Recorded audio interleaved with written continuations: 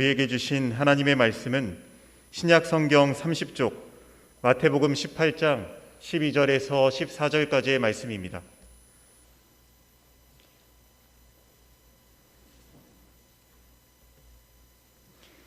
신약 성경 30쪽 마태복음 18장 12절에서 14절까지의 말씀입니다. 이제 말씀을 봉독합니다. 하나님의 말씀을 경청하시기 바랍니다. 너희 생각에는 어떠하냐? 만일 어떤 사람이 양 100마리가 있는데 그 중에 하나가 길을 잃었으면 그 99마리를 산에 두고 가서 길 잃은 양을 찾지 않겠느냐? 진실로 너희에게 이르노니 만일 찾으면 길을 잃지 아니한 99마리보다 이것을 더 기뻐하리라.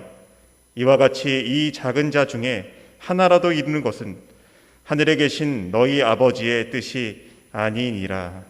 아멘.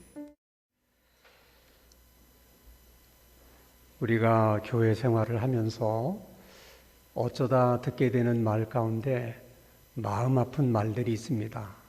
그 중에 하나는 교회에 사랑이 없다 하는 말입니다. 왜 교회에 사랑이 없다고 느끼게 됐을까? 그것은 교회가 정말 사랑이 없어서 그럴 수도 있고, 본인이 사랑을 기대하고 교회에 나왔는데 아무도 자신을 따뜻하게 대해주지 않아서, 그래서 또 그렇게 생각할 수도 있습니다. 중요한 것은, 사랑이라고 하는 것은 본래 주고받는 것입니다. 사랑하는 사람이 따로 있고 또 사랑받는 사람이 따로 있는 것이 아닙니다. 내가 먼저 사랑하면 교회에 사랑이 있다고 느낄 수 있고, 그저 사랑만을 기대하고 바라고만 있으면 교회에 사랑이 없다고 그렇게 생각이 들 수도 있습니다. 그러나 조금 더 우리가 깊이 생각해 보면 보다 근본적인 문제는 사실 사랑의 문제가 아니고 신앙의 문제라는 것을 깨닫게 됩니다. 똑같은 하나님을 믿고 똑같은 예수님을 믿어도 복음적인 신앙이 있고 또 율법적인 신앙이 있습니다. 예수님은 오늘 본문의 말씀을 통해서 잃은 양의 비유를 통해서 복음적인 신앙과 또 율법적인 신앙의 차이는 무엇이고, 교회에 사랑이 없다면 또 그 이유가 무엇인지에 대해서 말씀하고 있는 것입니다. 먼저 예수님의 이 비유를 말씀하시게 된 배경을 생각해 보면, 그 시작은 하나님 나라에서는 누가 크냐 하는 다툼에서부터 시작이 된 것입니다. 예수님은 말씀하십니다. 하나님 나라에서는 어린아이처럼 자신을 낮추는 자가 큰 자다. 그래서 작은 자 한 사람, 어린이처럼 자기를 낮추는 그 소자 하나가 얼마나 소중한가를 예수님이 계속 강조해서 말씀하십니다. 이 소자 중 하나를 영접하는 사람은 예수님을 영접하는 것이고, 이 작은 자 한 사람 중에 그 누구라도 실족해 하면 차라리 연자맷돌을 메고 바다에 던져지는 편이 더 나을 만큼, 그만큼 그것이 큰 죄고 무거운 죄다. 그리고 특별히 마태복음 18장 10절에서는 또 예수님이 이렇게 말씀을 하십니다. 삼가 이 작은 자 중에 하나도 업신여기지 말라. 너희에게 말하노니 그들의 천사들이 하늘에서 하늘에 계신 내 아버지의 얼굴을 항상 배옵느니라. 무슨 뜻의 말씀입니까? 우리가 하찮게 생각하는 그 사람에게도 그를 돕는 천사가 있어서 우리가 하찮게 여기게 될 때 그를 돕는 천사가 하나님 앞에 가서 누가 그 사람을 하찮게 여겼는지를 직고하게 된다는 것입니다. 여기서 놀라운 사실은 예수님께서 말씀하시기를 예수 믿는 사람들, 그리고 예수를 믿어서 구원받은 모든 사람들에게는 그들을 돕는 천사가 있다. 이렇게 말씀을 하셨다는 것입니다. 자, 이런 예수님의 말씀 앞에서 정말 천사가 있느냐? 이렇게 묻는 것은 신앙의 올바른 태도가 아닙니다. 오히려 천사가 있다면 그 천사의 존재는 어떤 존재이고 또 천사들은 어떤 일들을 하는 것일까? 천사에 대해서 더 알고 싶어서 그런 질문을 던지는 것이 바른 신앙의 자세입니다. 천사들에 대해서는 우리가 아는 것이 많지 않습니다. 그래서 궁금한 것이 많죠. 가장 먼저 드는 생각은 천사들이 있다면 얼마나 있을까? 천사들의 숫자는 얼마나 될까? 이런 것들이 사실 많이 궁금해요. 예수님께서 겟세마네 동산에서 기도를 막 끝냈을 때 대제사장들이 보낸 일단의 무리들이 예수님을 체포하기 위해서 겟세마네 동산으로 몰려오게 됐습니다. 다급해진 상황에서 엉겹결에 베드로가 칼을 뽑아서 대제사장의 종 하나의 귀를 내리칩니다. 그때 예수님께서 베드로에게 이렇게 말씀하십니다. 칼을 칼집에 꽂으라. 내가 지금이라도 아버지께 간구하면 12군단도 더 되는 천사들을 내가 동원할 수 없는 줄 아느냐. 예수님이 말씀하신 그 12군단이라고 하는 것은 당시 로마의 군단을 말하는 것입니다. 로마의 군단은 보병 6,000명과 기병 8,800명으로 구성이 되어 있어요. 그러니까 12군단이면 한 8만 명 정도 되는 군인의 숫자입니다. 천사를 예수님이 8만 명이라도 일시에 동원을 할 수 있다. 천사가 그렇게 많은가? 근데 놀라운 것은 오늘 예수님은 천사가 그 정도의 숫자가 아니라 예수를 믿어서 구원받은 사람들에게는 누구나 돕는 천사들이 있다는 거예요. 그러면 그 천사의 숫자가 얼마나 많은지 우리가 상상할 수 있지 않겠습니까? 중요한 것은 천사들이 그렇게 많은데 나름대로 천사들도 다 고유의 이름을 갖고 있어요. 천사들에게 이름이 있다고 하는 것은 천사가 인격적인 존재라고 하는 것을 말하는 것입니다. 누가복음 1장 19절에 보면 천사가 대답하여 이르되 나는 하나님 앞에 서 있는 가브리엘이다. 자기 이름을 얘기하는 거죠. 내 이름은 가브리엘이다. 이 가브리엘 천사가 하는 일은 하나님의 메시지를 사람들에게 전하는 일을 하는 천사입니다. 유다서 1장 9절에 보면 천사장 미카엘이, 미카엘이라고 하는 천사장이 있었다. 그 이름이 미카엘이라는 것이죠. 그 미카엘은 마귀들을 상대로 싸우는 일을 맡은 천사다. 성경은 그렇게 얘기를 하고 있습니다. 또 히브리서 1장 14절 말씀을 보면 모든 천사들은 섬기는 영으로서 구원받을 상속자들을 위하여 섬기라고 보내심이 아니냐. 그러니까 천사들 중에는 하나님의 메시지를 전하는 천사도 있고 마귀들과 싸우는 천사도 있고 또 구원받은 사람들을 돕는 천사들도 있다는 거죠. 그러니까 그 수가 너무 많기 때문에 일일이 그 이름을 밝히지는 않았지만은 천사들의 역할 중에 하나가 구원받은 사람을 돕는 일이라는 거예요. 그렇다면 오늘 예배드리는 우리들에게도 돕는 천사들이 있을 텐데 그 돕는 천사들이 구체적으로 우리를 어떻게 돕는 것일까? 그것은 참 우리가 알기 어려운 일입니다. 근데 성경에 보면 한 가지 예가 있어요. 헤롯 왕이 교회를 핍박하면서 본보기로 예수님의 12 제자 가운데 야고보를 참수합니다. 거기에 많은 유대인들이 지지를 보내고 열광하자 이번에는 베드로를 죽이기 위해서 일단 감옥에 투옥을 합니다. 그때 교회들이 그 베드로를 위해서 많이 기도해요. 근데 그날 밤 천사가 감옥에 갇혀 있는 베드로를 찾아옵니다. 베드로를 돕는 천사죠.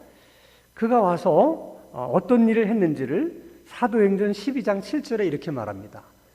호련히 주의 사자가 나타나매 옥중의 광채가 빛나며 또 베드로의 옆구리를 쳐 깨워 이르되 급히 일어나라 하니 쇠사슬이 그 손에서 벗어지더라. 이 쇠사슬이 손에서 벗어지는 것은 그냥 우연히 또는 그냥 자연스럽게 벗어졌다는 것이 아니라 베드로를 돕는 천사가 그 베드로에게 묶인 쇠사슬을 풀어줬다고 하는 그런 의미로서 지금 말씀하고 있는 것입니다. 그러니까 천사들이 우리를 돕는다고 그럴 때 굉장히 구체적으로 이렇게 도울 수가 있다는 거예요. 중요한 것은 주님께서 예수를 믿어 구원받은 너희들에게는 너희들을 도우라고 하나님이 보내신 천사들이 있다. 그렇게 말씀하시면 그걸 우리는 믿어야 돼요. 우리에게는 하나님이 보내신 우리를 돕는 천사들이 있구나. 이렇게 믿는 것도 중요하지만 더 중요한 것은 우리를 돕는 천사만 있는 것이 아니라 우리가 우리 눈에 하찮게 보이고 또 우리가 하찮게 생각하는 그 사람에게도 돕는 천사가 있다는 것이죠. 그래서 우리는 그 누구든지 하찮게 대하거나 하찮게 여기거나 그래서는 안 된다는 거예요.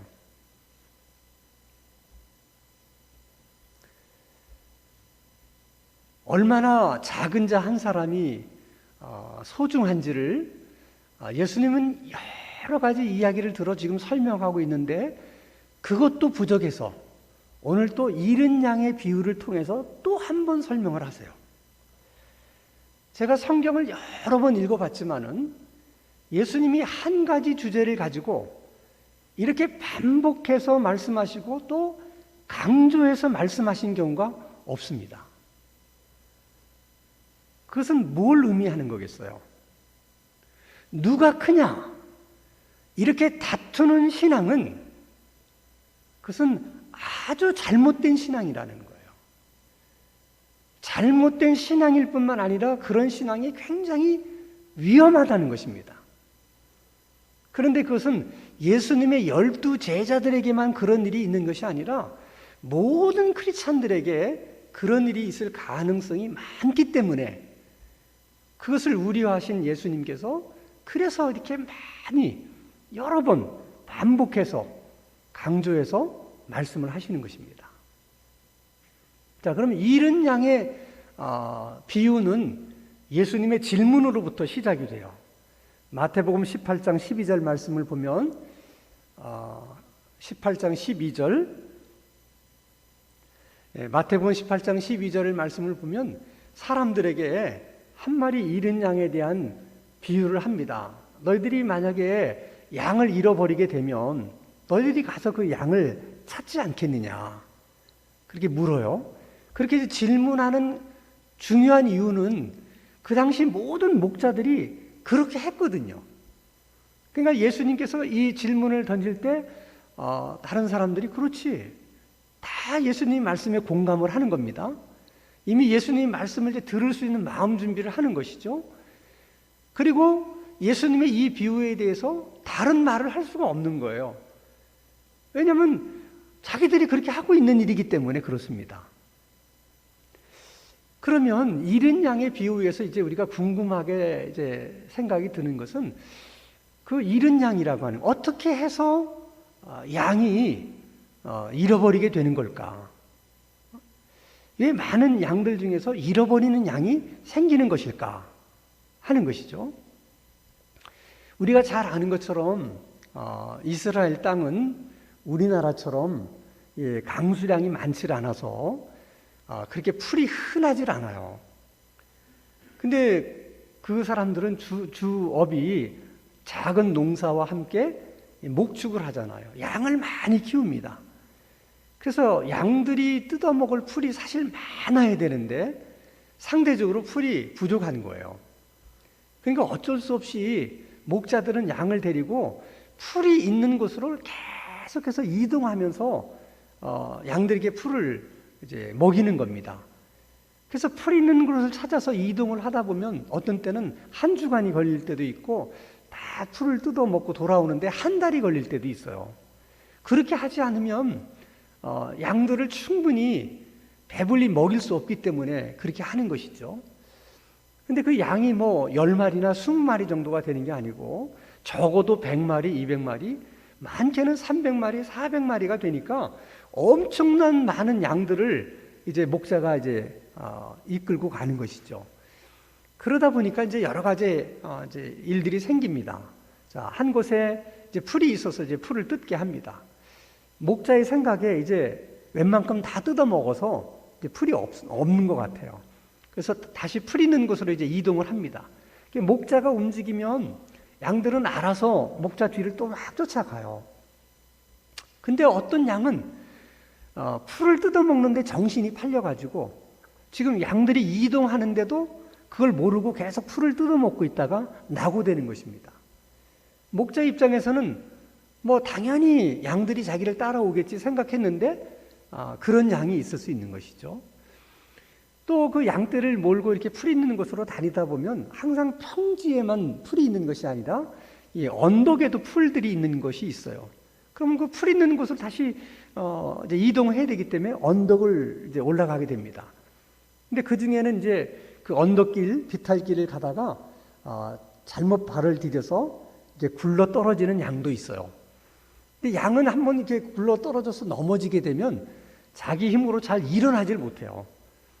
그러면 또 그런 양을 이렇게 찾지 못한 목자는 그냥 모르는 채 그냥 이렇게 또 양들을 인도해서 다른 곳으로 또 이동하게 되면 잃어버린 양이 되는 것이죠.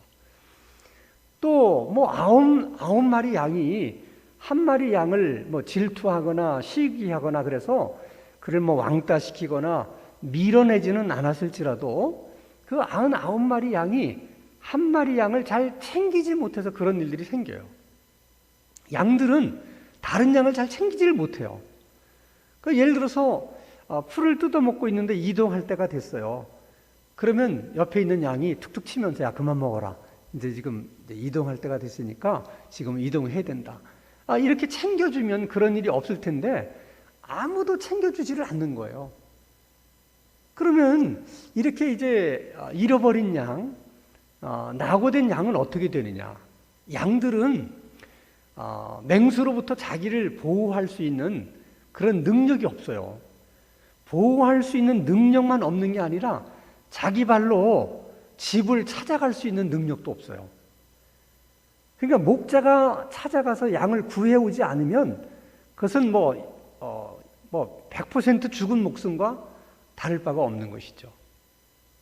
이렇게 양은 자기 발로 자기 집을 찾아올 수 없기 때문에 항상 목자가 찾아러 가야 돼요.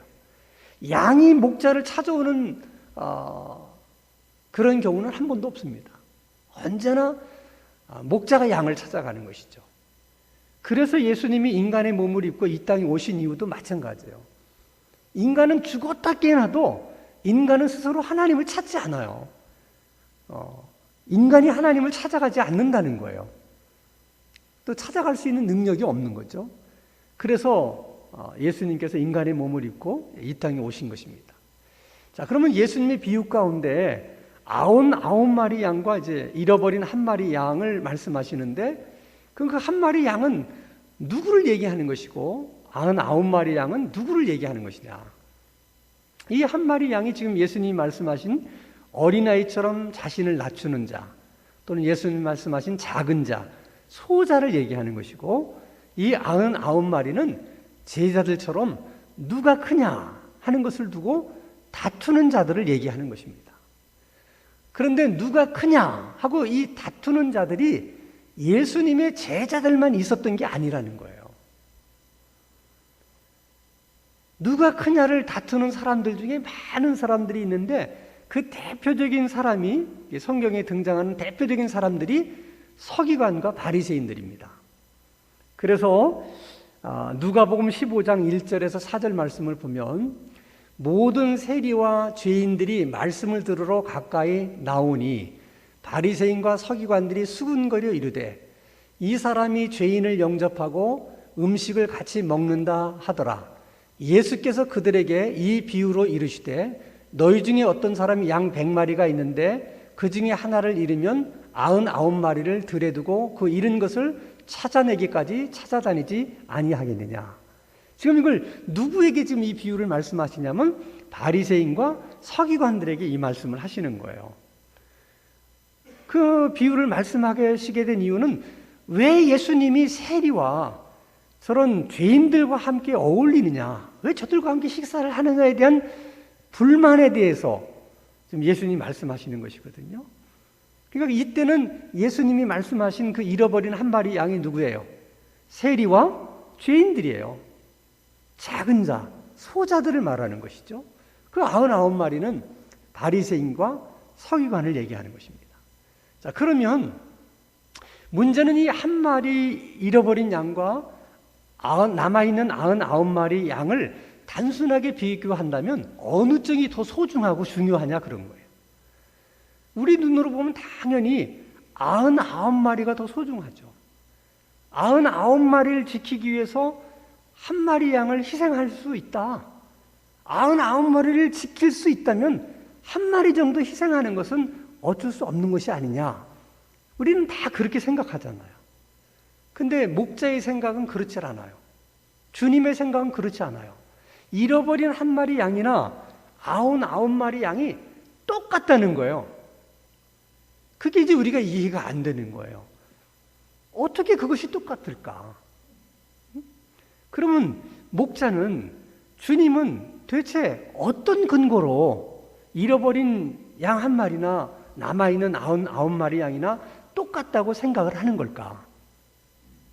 그렇게 생각을 할 수 있으려면 두 가지 가능성을 우리가 생각해 보게 되는데, 하나는 99마리 양도 언제든지 잃어버린 한 마리 양처럼 너희들도 그렇게 잃어버리는 양이 될 수 있다. 목자는 적어도 그렇게 생각할 수 있다는 거죠. 지금은 너희들이 잃어버린 양이 아니지만 또도 저 잃어버린 양처럼 언제든지 그럴 가능성이 있는 양들이다. 그런 의미에서는 똑같다는 거죠. 더 나가서 목자의 생각에는 그 99마리 양들도 예전에 이미 다 잃어버렸던 경험이 있는 그런 양들이라고 보시는 거예요. 누가 누굴 보고 뭐라고 그러겠어요? 너들도 이미 다 한 번씩 길을 잃어버렸던 경험이 있는 양들인데, 문제는 99마리 양은 그렇게 생각을 하지 않는다는 거예요. 마치 우리가 다 어린 시절을 거쳐서 이렇게 성인이 되는 건데, 어떤 사람들 중에는 자기는 어린 시절을 거치지 않은 것처럼 처음부터 자기는 성인이었던 것처럼 그렇게 생각하는 사람이 있을 수 있다는 거예요. 지금 양 99마리가 그렇게 생각하는 거예요. 목자는 그렇게 생각하지 않는데, 자기들은 나는 어린 시절을 거치지 않고 그냥 나는 처음부터 성인이다. 그렇기 때문에 저 길 잃어버린 한 마리 양과는 다르다고 생각하는 것이죠. 모든 다툼은 거기서부터 시작되는 거예요. 다르다는 생각 때문에 판단하게 되는 것이고 정죄하게 되는 것입니다. 그러나 만약 그 99마리 양들이, 맞아, 우리도 너처럼 언제든지 길을 잃어버릴 수 있는 가능성이 있는 양들이지, 그렇게 생각한다든지, 맞아, 우리도 너처럼 예전엔 다 길을 한 번씩 잃어버렸던 경험이 있는 양들이야, 이렇게 생각한다면 너나 우리나 뭐 다를 게 뭐가 있냐, 다 같은 처지인데, 그러면 그 길 잃어버린 한 마리 양을 이해할 수 있고 또 그걸 받아줄 수 있다는 거예요. 교회 분위기도 똑같은 거예요. 너나 나나 다 예수 그리스도의 은혜로 우리가 구원받은 하나님의 자녀인데 뭐가 다른 것이 있을 수 있겠느냐, 이렇게 생각하면 어떤 얘기든 이해해 줄 수 있고 받아줄 수 있어요. 그럼 이제 분위기는 따뜻한 분위기가 되는 것이죠.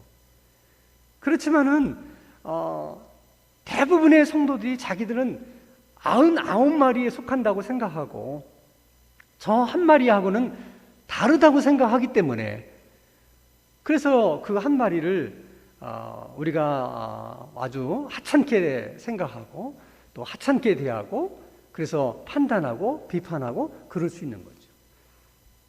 그런 분위기는 아주 냉랭해지는 것입니다. 왜 사람들이 흔히 교회에서는 무슨 말을 못해? 말하는 게, 누구에게 무슨 말하는 게 두려워? 왜 그런 얘기들이 있습니까? 일단 얘기를 하면 그냥 이해해주고 받아주면 아무 문제가 없어요. 이해해주고 받아주게 되면 그 말이 소문날 일도 없어요. 근데 이해해주고 받아주려면 너나 나나 같은 처지다, 이런 생각이 있어야지만 가능한데, 나는 너하고 다르다.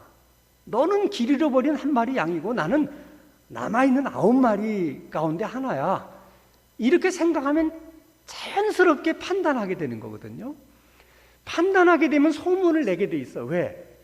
자기 판단이 옳다는 걸 자꾸 확인해 보고 싶은 거예요. 그러니까 자꾸 누가 그랬대, 정말 그랬대? 그 얘기를 듣고 싶은 거예요. 왜냐하면 자기가 그렇게 판단한 것이 잘못 판단한 게 아니고 내 생각이 맞구나, 그런 지지를 자꾸 얻고 싶어서 계속 다른 사람들한테 얘기를 하는 거죠.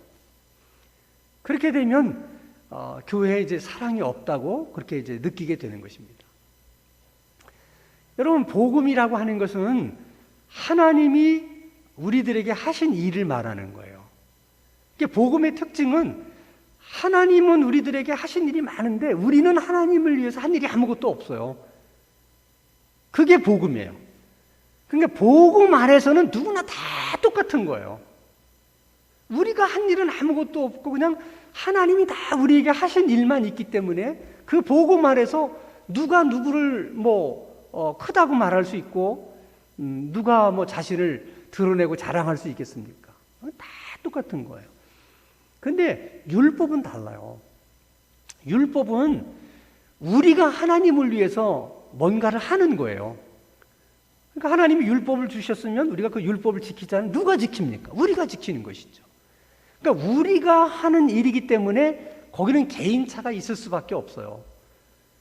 어떤 사람은 다른 사람보다 율법에 더 열심히 있을 수 있고, 또 어떤 사람은 다른 사람보다 율법을 더 잘 지킬 수도 있잖아요. 이런 개인차 때문에 누가 크냐 하는 다툼이 있을 수 있는 거예요. 그런 차이 때문에 쉽게 다른 사람들을 판단하고 비판하고 또 정죄하게 된다는 것이죠. 그러나 여러분, 우리는 복음으로 구원을 받은 거예요. 율법으로 구원받은 것이 아니다. 복음으로 구원을 받았기 때문에 사는 것도 복음으로 살아야 되고 신앙생활도 복음적으로 해야 돼요. 복음으로 산다는 게 뭐냐? 누가 크냐 다투지 않는 걸 말하는 거예요. 그리고 아무리 작은 자라 할지라도 그를 우리가 하찮게 대하거나 하찮게 생각하지 않고 소중히 여기고 존중하는 것, 그것이 복음으로 사는 거예요. 여러분, 오늘 마태복음 18장 13절 말씀을 보면 진실로 너희에게 이르노니 만일 잃어버린 양을 찾으면 길을 잃지 아니한 99마리보다 이것을 더 기뻐하리라는 말씀이 있어요. 여기서 핵심은 잃어버린 양을 찾았다는 데 있는 게 아니에요. 잃어버린 양, 그 양이 얼마나 소중한 양이냐, 거기에 초점이 있는 거예요. 만약에 그 잃어버린 양이 그렇게 소중한 양이 아니라면 찾았다 한들 뭐가 그렇게 기쁘겠어요?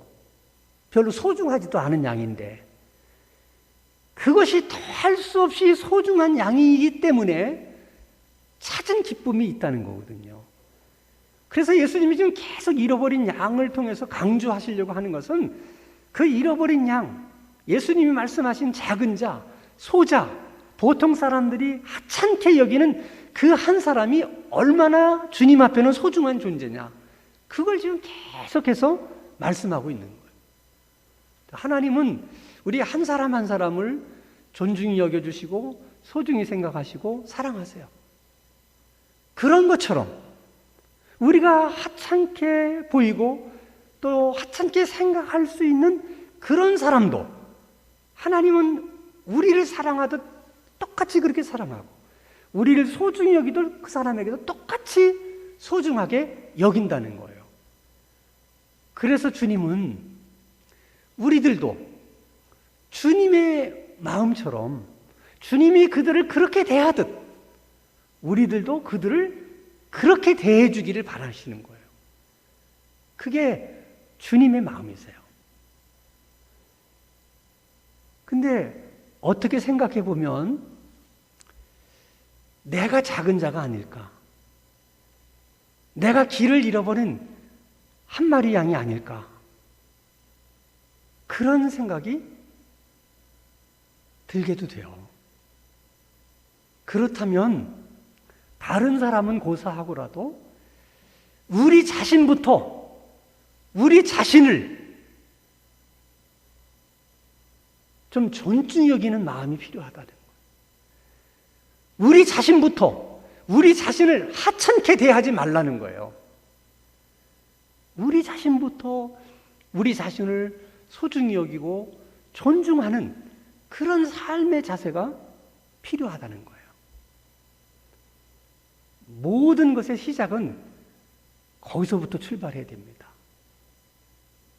나를 하찮게 여기지 않고 나를 소중히 여기고 나를 존중하는 데서부터 다시 시작하고 새롭게 시작할 수 있게 되기를 바랍니다.